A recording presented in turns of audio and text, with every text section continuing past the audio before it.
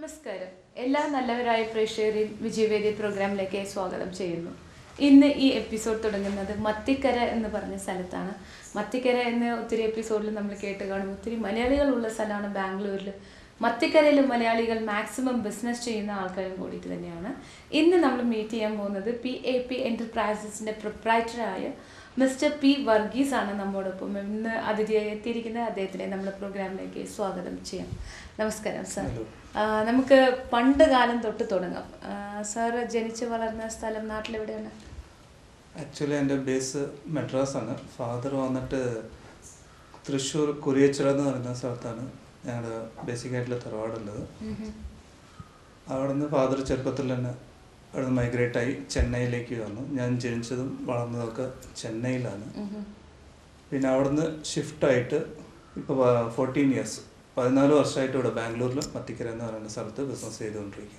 പക്ഷേ ചെന്നൈയിൽ വളർന്ന നിങ്ങൾ എങ്ങനെയാണ് ഇത്ര നല്ല രീതിയിൽ മലയാളം സംസാരിക്കുന്നത്?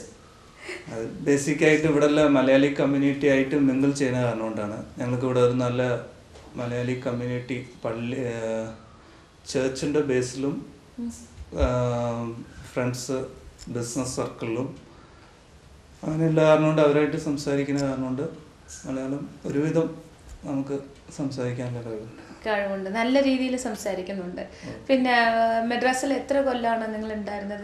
മദ്രാസിൽ ശരിക്കും ഞാൻ ജനിച്ചത് മുതൽ 28 ഇയേഴ്സ്. അപ്പോൾ പഠിച്ച് പിന്നെ ജോലിയൊക്കെ ജോയിൻ ചെയ്ത് മദ്രാസിൽ തന്നെയായിരുന്നു? അതെ. എന്തായിരുന്നു ആദ്യത്തെ ജോലി കയറിയത്? ഞാനന്ന് AMI എന്ന് പറയുന്ന എഞ്ചിനീയറിംഗ് മെക്കാനിക്കൽ കോഴ്സ് കഴിഞ്ഞിട്ട് എൻ്റെ ഫാദറും ബേസിക്കായിട്ട് ബിസിനസ് ആയിരുന്നു, ഫൈനാൻസിൻ്റെ ബിസിനസ് ആയിരുന്നു. അപ്പോൾ വീട്ടിൽ അപ്പനെ ഒരുവിധം പ്രായമായപ്പോൾ ഇതന്നെ കണ്ടിന്യൂ ചെയ്യാൻ പറഞ്ഞിട്ട് ഒരു റിക്വസ്റ്റ് വന്നപ്പോൾ അത് ഞാൻ ഫോളോ അപ്പ് ചെയ്തതാണ്. മദ്രാസിൽ എൻ്റെ എഡ്യൂക്കേഷനൊക്കെ കഴിഞ്ഞതിൻ്റെ ശേഷം. എന്തായിരുന്നു, എവിടെയാണ്, ഏത് കോളേജിലായിരുന്നു പഠിച്ചത്? അവിടെ സെന്റ് തോമസ് മൗണ്ട് എന്ന് പറയുന്ന സ്ഥലത്ത് ഹിന്ദുസ്ഥാൻ എഞ്ചിനീയറിംഗ് കോളേജ് എന്ന് പറഞ്ഞിട്ട്. ഇത് AMI എന്ന് പറഞ്ഞ് പ്രൈവറ്റായിട്ട് ഞങ്ങൾ എഴുതുന്ന എക്സാമാണ്. ഈക്വൽ ടു BE ആണ്. അത് കഴിഞ്ഞതിൻ്റെ ശേഷം ടെക്നിക്കൽ. അപ്പോൾ അത് കഴിഞ്ഞതിൻ്റെ ശേഷം ജോബ് അന്വേഷിച്ചുകൊണ്ടിരിക്കുമ്പോൾ ഫാദർ എന്നെ പറഞ്ഞ് എൻ്റെ ബിസിനസ്സിന് കണ്ടിന്യൂ ചെയ്ത് കൊടുക്കുക എന്ന് ചോദിച്ചപ്പോൾ ആ റിക്വസ്റ്റ് എനിക്ക് അക്സെപ്റ്റായി ബിസിനസ് ഫോളോ അപ്പ് ചെയ്തു. അപ്പോൾ ആദ്യമായിട്ട് തന്നെ ഇറങ്ങിയ ബിസിനസ് അല്ലെങ്കിൽ ആദ്യമായിട്ട് ഇറങ്ങിയ ജോലി തന്നെയാണ് ഈ ഫിനാൻസ്. അപ്പോൾ അവിടെ നിന്ന് അങ്ങനെ കണ്ടിന്യൂ ചെയ്ത് ഇപ്പോൾ വരെ അത് തന്നെയാണ് ചെയ്തുകൊണ്ടിരിക്കുന്നത്? അതെ. മദ്രാസിൽ ഒരുവിധം ഞാൻ സക്സസ്ഫുൾ ആയിരുന്നു. പിന്നെ മാരേജ് കഴിഞ്ഞപ്പോൾ ഞാൻ ഇവിടുത്തെ ബാംഗ്ലൂർ ഷിഫ്റ്റ് ആയതാണ്. പിന്നെ വന്നതിന് ശേഷം ഈ ഫിനാൻസ് ബിസിനസ് തന്നെ മെർച്ചന്റ് ഫിനാൻസ് ഇതന്നെ കണ്ടിന്യൂ ചെയ്തത്. ബാംഗ്ലൂർ സെറ്റിൽഡ്. അതുകൊണ്ട് ഇങ്ങോട്ടേക്ക് മാറി. അങ്ങനെയും പറയാം. ഒരു ബേസ് ഉണ്ടായിരുന്നു. പിന്നെ എനിക്ക് ബാംഗ്ലൂരിന്റെ ക്ലൈമറ്റും ഇവിടുത്തെ സിറ്റുവേഷനൊക്കെ ഇഷ്ടമായപ്പോൾ ഇങ്ങോട്ട് ഷിഫ്റ്റ് ആയിരുന്നു. പിന്നെ ഈ ഫിനാൻസ് എന്ന് പറയുമ്പോൾ ചെന്നൈയിൽ എങ്ങനത്തെ എന്ത് ടൈപ്പ് ഓഫ് ഫിനാൻസ് ആണ് നിങ്ങൾ ചെയ്തുകൊണ്ടിരിക്കുന്നത്? ഞങ്ങൾ മെർച്ചന്റ്, ഞാൻ നേരത്തെ പറഞ്ഞ മാതിരി ഷോപ്പ് ഹോൾഡേഴ്സിന് മണി ലെൻഡിങ്ങിൻ്റെ ലൈസൻസ് മേടിച്ചിട്ട് അവർ പറയുന്ന ഇൻട്രസ്റ്റിൻ്റെ പ്രകാരം ഞങ്ങൾ അമൗണ്ട് കൊടുത്ത് ഡെയിലി കളക്ഷൻ ബേസിസിൽ എങ്ങനെ മേടിക്കുന്ന പരിപാടിയാണ്. അപ്പോൾ ഈ ഷോപ്സ് എന്ന് പറയുമ്പോൾ നോർമലി നമുക്ക് വലിയ ഷോപ്സ് ഉണ്ട്, ചെറുതുണ്ട്, അല്ലെങ്കിൽ മിഡിൽ ലെവലുള്ള ഷോപ്സ് ഉണ്ട്. എങ്ങനത്തെ ഷോപ്സിനാണ് നിങ്ങൾ ഫിനാൻസ് കൊടുക്കുന്നത്?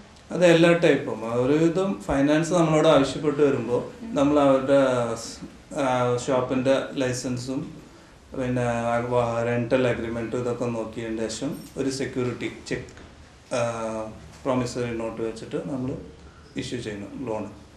പിന്നെ daily collection basis. For example Gokulam chit finance ആ ഒരു ചെയ്യുന്ന അതേ രീതിയിൽ തന്നെ ചെക്ക് നേരത്തെ കളക്ട് ചെയ്യും, PDC കളക്ട് ചെയ്യും. അതെ. PDC കളക്ട് ചെയ്ത് സപ്പോസ് നോർമലി ആർക്കെങ്കിലും കെട്ടാൻ പറ്റിയില്ല എന്നുള്ള സിറ്റുവേഷൻ വരുമ്പോൾ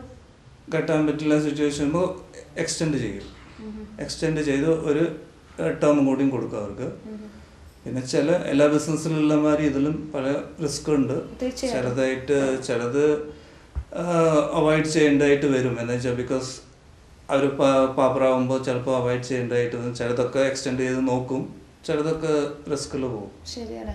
ബിക്കോസ് നമ്മൾ കൊടുക്കുന്ന സമയം അല്ലെങ്കിൽ അയാളുടെ സമയം ശരിയില്ലെങ്കിൽ അയാൾ ചിലപ്പോൾ ലോസായി എന്ന് പറഞ്ഞു കഴിഞ്ഞാൽ ഓബ്വിയസ്ലി നമ്മുടെ പൈസയും കൂടി നമ്മൾ നഷ്ടപ്പെടുത്തേണ്ടി വരും. അങ്ങനത്തെ സിറ്റുവേഷൻസ് അല്ല, നമുക്ക് ലീഗലായിട്ട് ചാൻസസ് ഉണ്ട് കോർട്ടിലേക്ക് പോവാം. നമ്മള് ഹ്യൂമാനിറ്ററി ബേസിസിൽ അത് അവോയ്ഡ് ചെയ്യും. എന്ന് വെച്ചാൽ ഞങ്ങൾക്ക് പിന്നെ ബേസിക്കായിട്ട് അധികം എക്സ്പെൻസ് കുറച്ച് കുറവായതുകൊണ്ട് ചിലതൊക്കെ ഞങ്ങൾ ഈ ബാങ്കുകാർ ചെയ്യുന്ന മാതിരി അതേപോലെ തന്നെ ചിലതൊക്കെ റൈറ്റ് ഓഫ് ചെയ്യും.